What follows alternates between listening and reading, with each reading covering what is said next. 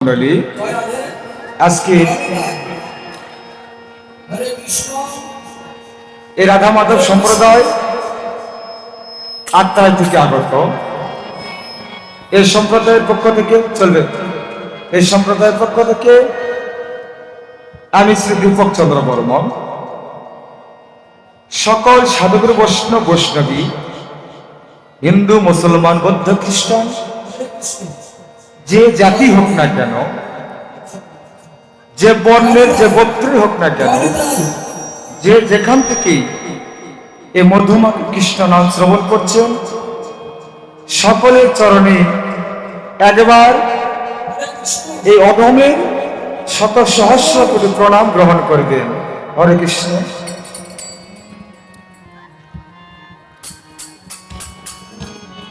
আজকের এই রজনীতে আমরা যে লীলাটি আপনাদের মাঝে পরিবেশন তথা উপস্থাপন করতে চলেছি, এই লীলাটির নাম হচ্ছে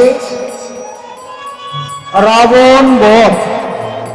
রাবণ বধ।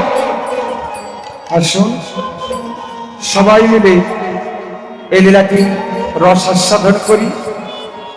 তবে মা, লীলাটি উপস্থাপন করতে গিয়ে আমাদের অনেক ভুলভ্রান্তি হবে, তাই নিজের ছোট্ট সন্তান মনে করি আপনাদের বক্ষে ঠাঁই দিতে না পারলেও আপনাদের চরণে ঠাঁই দিবেন এই আশা করি। এবং এই বৃন্দাবন ধামে সকলে মিলে একবার আমরা সবাই মিলে দুটি বাহু উত্তোলন করে বলি, জয় জয় শ্রী গুরুদেব গৌর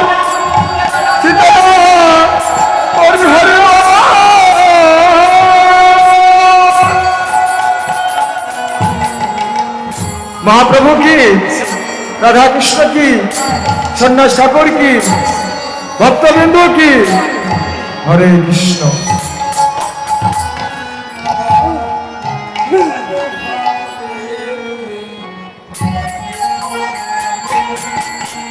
हरि बोल, हरि बोल।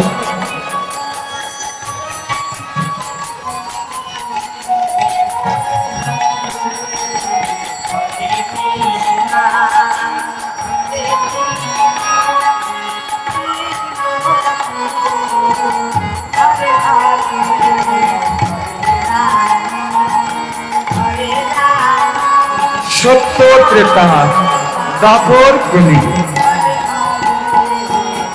এই চারটি যুগ, এই চারটি যুগের মধ্যে সত্য যুগ পেরিয়ে ত্রেতাতে আসলেন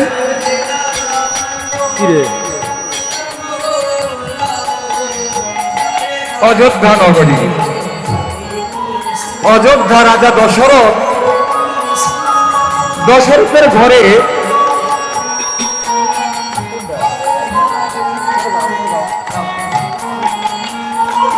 চারটি সন্তান উদয় হলেন রাম, লক্ষ্মণ, ভরত, শত্রুঘ্ন। এবার বাবার আদেশক্রমে সাউন্ড কমে গেল। বাবার আদেশক্রমে 14টি বছরের জন্য রামচন্দ্র বনবাসে দিলেন। বনবাসে গিয়ে কিভাবে কেমন করে সীতা দেবীকে লঙ্কা রাজা রাবণ হরণ করেছিল, সেই লীলাটি আমরা উপস্থাপন করছি। এদিকে কিষ্কিন্ধার পর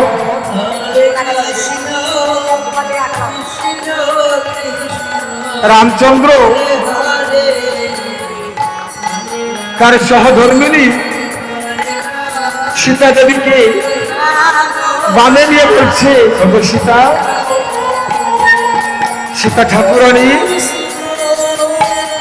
বলো, আমি আর কত তোমাকে কষ্ট দিব, আমি আর কত তোমাকে দুঃখ দিব, যুগে যুগে তুমি আমার সহধর্মিণী হয়ে কত আত্মত্যাগ করেছ, কখনো তুমি আমাকে কষ্ট বুঝতে দাওনি। এবার লক্ষণকে বলছে, ভাই লক্ষণ এসে ভাই আমার পক্ষে।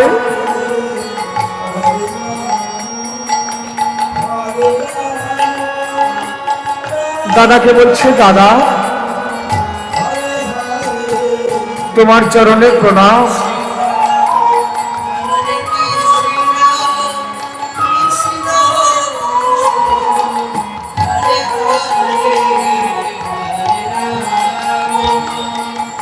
এবার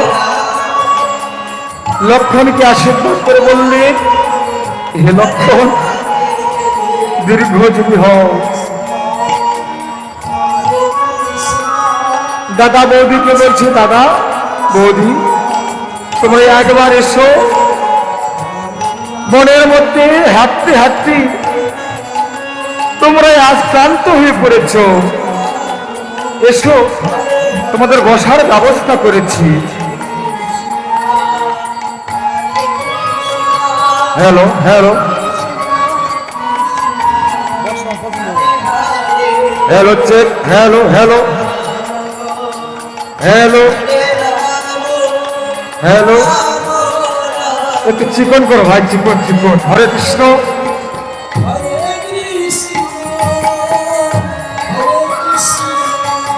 হ্যালো জনিতাস।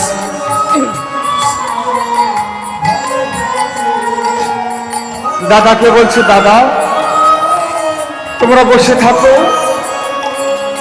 আর আমি এই বনের মধ্যে ঝুমুর বাদ দাও, ঝুমুর বাদ দেন, ঝুমুর বাদ দেন। এই বনের মধ্যে তোমাদের বিশ্রামের জন্য আমি একটি কুঠির নির্মাণ করব। লক্ষণকে বলছে, তাই করো ভাই, তাই করো। এবার দাদা আদেশ ক্রমে গুণের ভাই লক্ষ্য নিজে বনের মধ্যে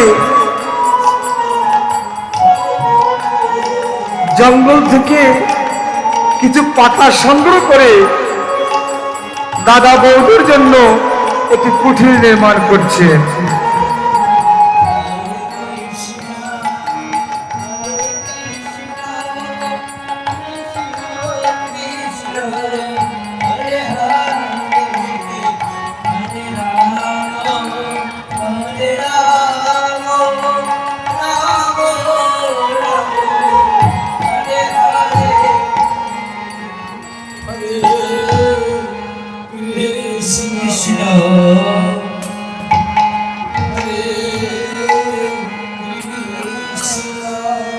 আহারে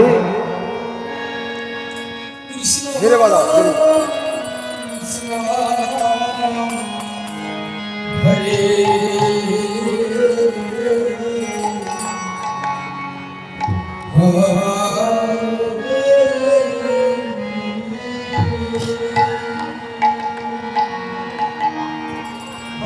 বনের মধ্যে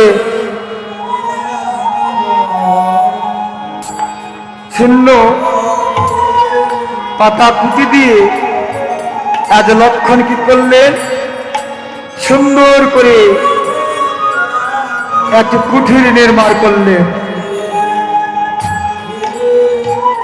কুঠির নির্মাণ করে দাদাকে বলছে, দাদা একবার এসো দাদা।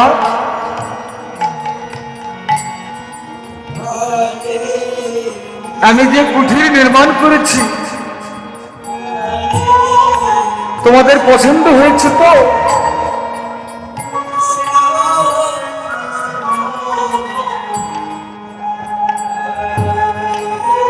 রামচন্দ্র বলছে, ভাই লক্ষণ সুন্দর হয়েছে। লক্ষণ বলছে, দাদা এই বনের মধ্যে তোমাদের যা যা প্রয়োজন একবার কৃপা করে আমাকে জানাবে, আমি যেন তোমাদের চরণ সেবায় লাগতে পারি। নিতাই গৌর হরি বল।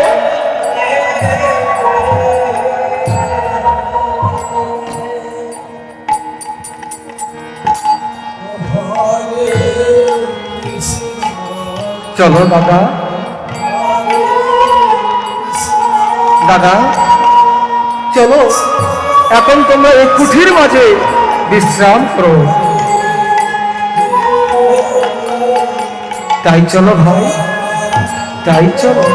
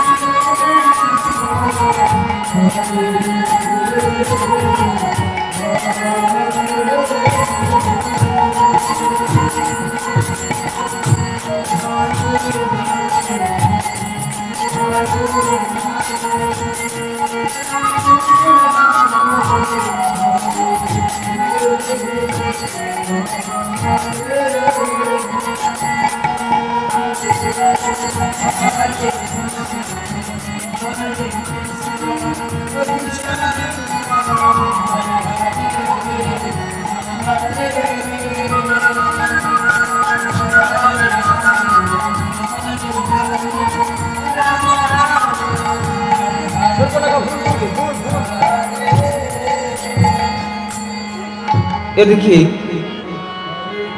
লঙ্কা রাজা ভালো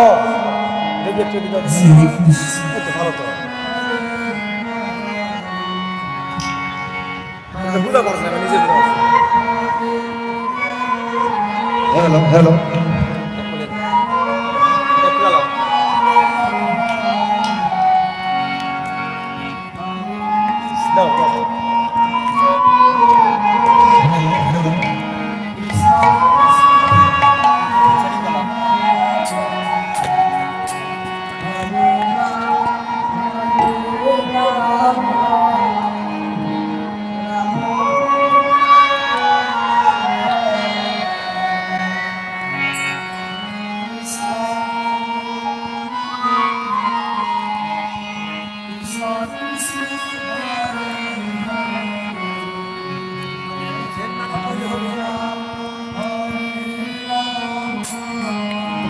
করো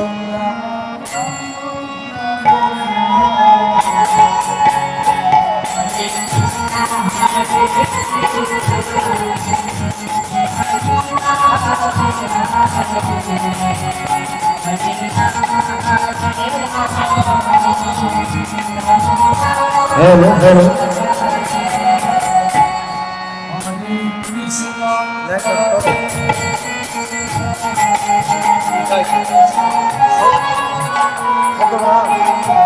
Janita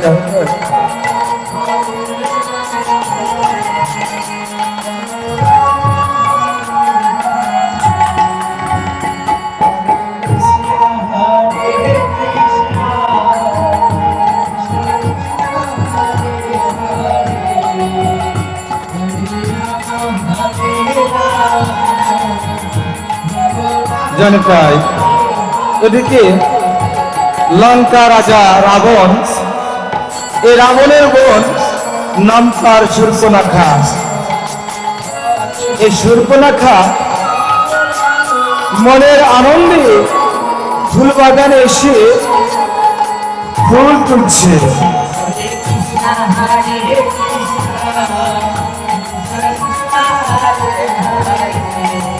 কেন তুলছে?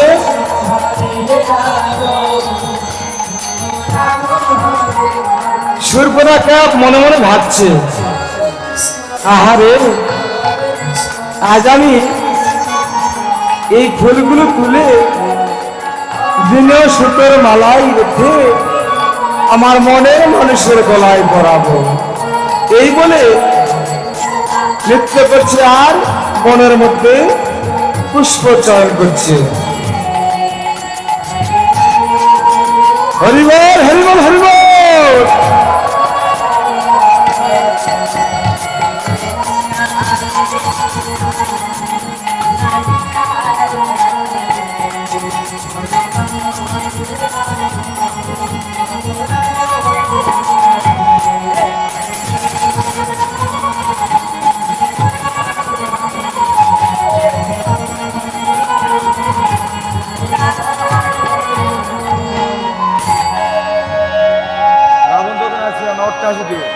আমার গলায় কাজ করছে, রাবণ যখন আসবে না অর্থে আসবে দিবি।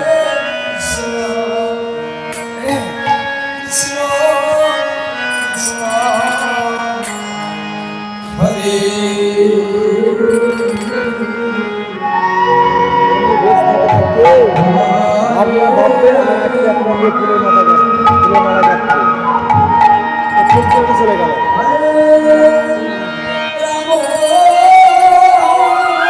হরিবল হরিবল।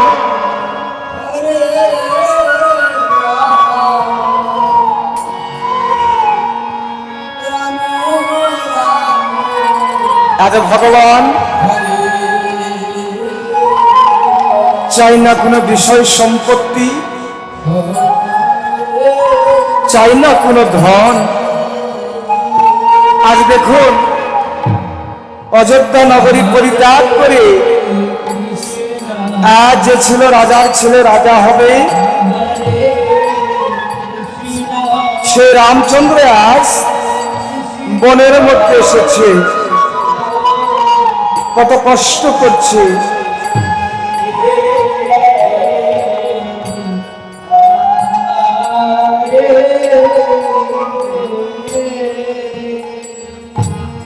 দাদা বৌদিকে বলছি, দাদা এই বনের মধ্যে কত ভয়ঙ্কর ভয়ঙ্কর হিংস্র জানোয়ার আছে, তুমি আমাকে অনুমতি দাও, আমার বৌদিকে আমি কুঠির মাঝে রেখে দিই। দাদা দাদা আমার বৌদিমণিকে কুঠির মাঝে আমি রেখে দিয়ে আমি তোমাদের দেখাশোনা করব। ভাই লক্ষ্মণবাসী করলেন, মা জানকীর কাছে এসে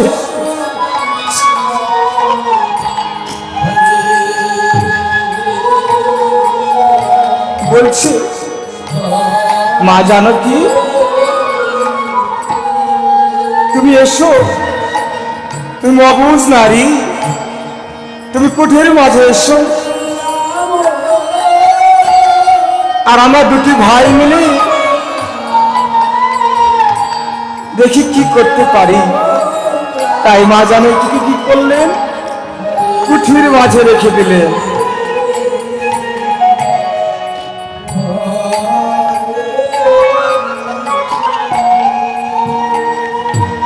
এদিকে রাবণের বোন শূর্পণখা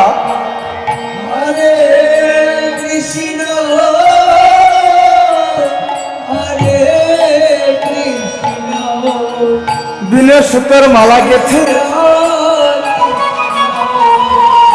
মনের আনন্দে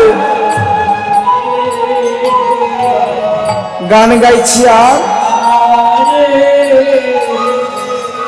মনে মনে ভাবনা বাড়ছে, তার ভালোবাসার মানুষের গলায় এই মালাখানি পরিয়ে দিবে।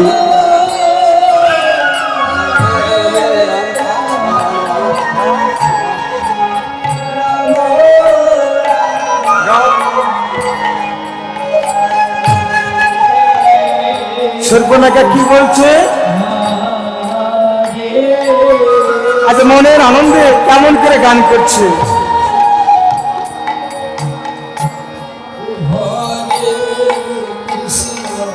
হঠাৎ শূর্পণখা দূর থেকে লক্ষ্য করলেন দুইজন সুপুরুষ বনের মধ্যে দেখতে পেলেন। মনে মনে সুপুরুষকে দেখে তার জীবন যৌবন যা কিছু ছিল ওই পুরুষের চরণে উৎসর্গ দিলেন। এবার ভালোবাসার মানুষ বলে শূর্পণখা রামচন্দ্রের কাছে গেলেন।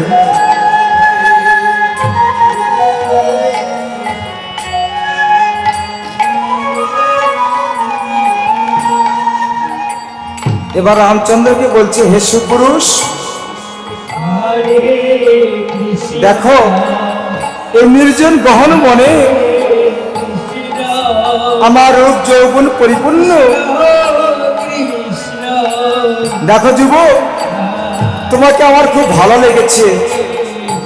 আমি মনে মনে স্থির করেছি এই যে দেখছো বিনা সুতোর মালা, এই বিনা সুতোর মালা করতেছে শুধু তোমার জন্য, তোমার গলায় পরাবো বলি। এবার রামচন্দ্র বলছে, দেখো নারী, যুবতী নারী, আমি বিবাহিতা, আমার ঘরে রমণী আছে, সহধর্মিণী আছে। বিশ্বাস না হয় দেখো ওই যে কুঠির মাঝে। অতএব আমি তোমার প্রস্তাব গ্রহণ করতে পারলাম না, তুমি অন্যত্র গমন করো। শূর্পণখার মন খারাপ হয়ে গেল। এবার চিন্তা করতে লাগলেন, আমি কোথায় যাব, দেখি অন্য কোথায় আমার সুপুরুষ মিলে কিনা।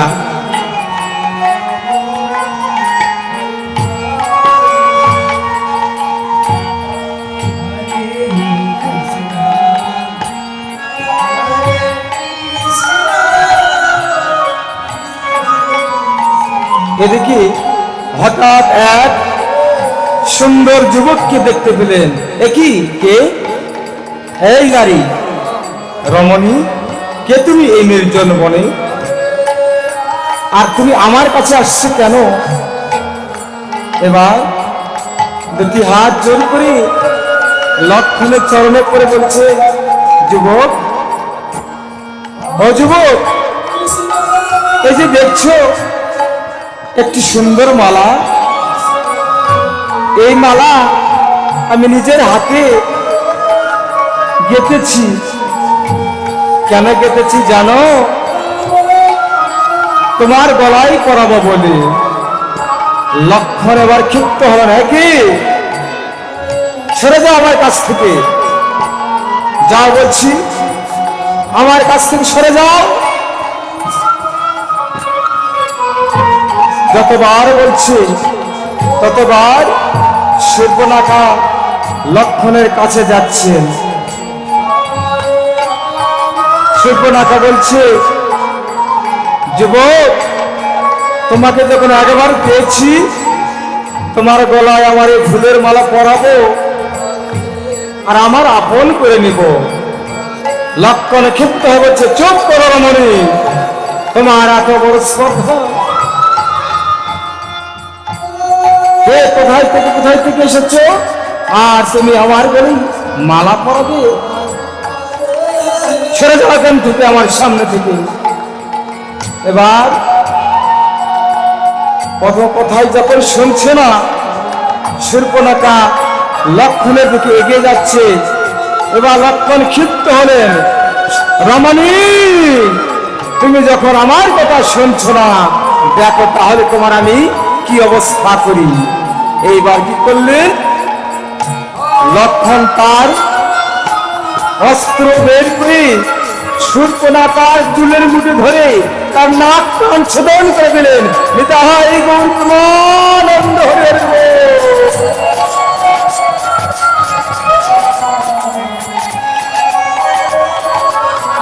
দাদা দাদা,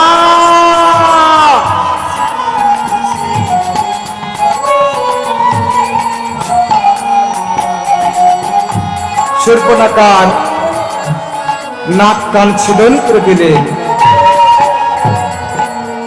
এবার লক্ষণ বলছে, দাদা এবার চলো আমরা এবার সবাই মিলে বিশ্রাম করি। জানকী এসো, জানকী চলো, আমরা সবাই মিলে বিশ্রাম করি কুঠির মাঝে।